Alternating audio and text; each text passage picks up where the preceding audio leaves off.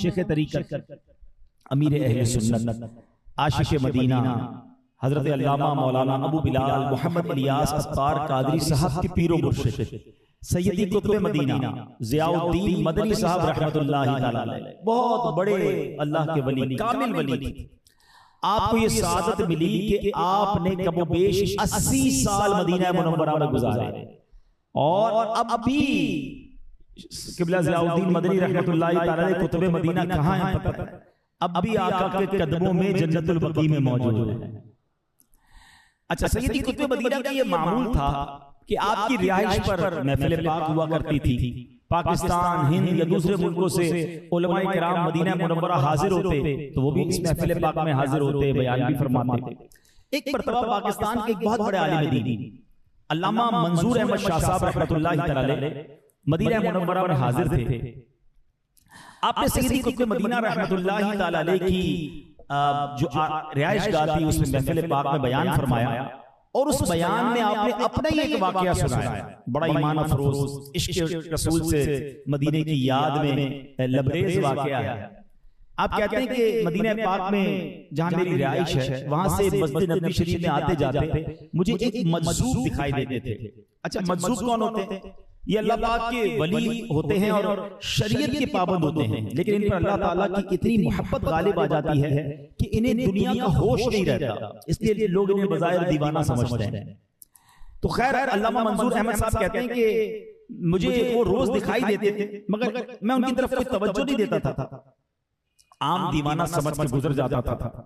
ایک دن کہتے ہیں میں روضۃ الجنہ، ریاض الجنہ، جنت کی جو کیاری ہے، سبحان اللہ، یہ مدینہ پاک میں وہ خاص مقام ہے جو روضہ رسول اور منبر انور کے درمیان، اور نبی پاک علیہ السلام کا کچھ اس طرح فرمان ہے کہ میرے روضے اور میرے منبر کے درمیان جو جگہ ہے وہ جنت کی کیاریوں میں سے کیاری ہے۔ ہاں، یہ خاص جنت کا ٹکڑا ہے، اور جو مدینے گئے ہیں سبحان اللہ انہیں مبارک ہو، اور جو ریاض الجنہ میں گئے انہیں تو اور مبارک ہو کہ آپ جنت میں ہو آئے۔ شاعر کہتے ہیں نا جسے دیکھنی ہو جنت وہ مدینہ دیکھا ہے، تو اب وہ کہتے ہیں میں ریاض الجنہ گیا، تو اب میں اس کے بعد جنت البقیع گیا۔ جنت البقیع کیا ہے؟ یہ وہ قبرستان ہے جو مدینہ منورہ میں موجود ہے، بالکل نبی پاک کے قدموں میں ہے، اور سبحان اللہ 10,000 کم و بیش صحابہ کرام جنت البقیع میں مدفون ہیں۔ تو اب آپ سوچیں کہ کیا کمال کا قبرستان کہ جہاں 10,000 صحابہ، وہ قبرستان کا نام ہی جنت البقیع ہے، اور ریاض الجنہ جنت کی کیاری ہے۔ تو آپ کہتے ہیں میرے دل میں خیال آیا کہ سبحان اللہ کیا کمال کی بات ہے کہ مدینہ پاک کتنی مبارک جگہ ہے کہ جہاں دو جنتیں ہیں، ریاض الجنہ بھی ہے اور جنت البقیع بھی ہے۔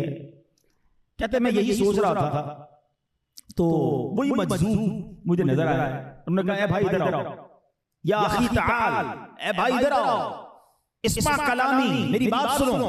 وہ کہتا ہے میں قریب ہو گیا، تو وہ کہتا ہے میرے کاندھے پر انہوں نے ہاتھ رکھا، قبلہ علامہ منظور احمد صاحب فرماتے ہیں میرے کاندھے پر اس مجذوب نے ہاتھ رکھا اور کہا واللہ العظیم اللہ حی ورسولہ حی، کہتے ہیں اللہ کی قسم اللہ پاک بھی زندہ ہے اور اللہ کی عطا سے اس کے رسول بھی زندہ ہے۔ تو زندہ ہے واللہ، تو زندہ ہے واللہ، تو زندہ ہے واللہ، تو زندہ ہے واللہ، میری چشم عالم سے چھپ جانے والے۔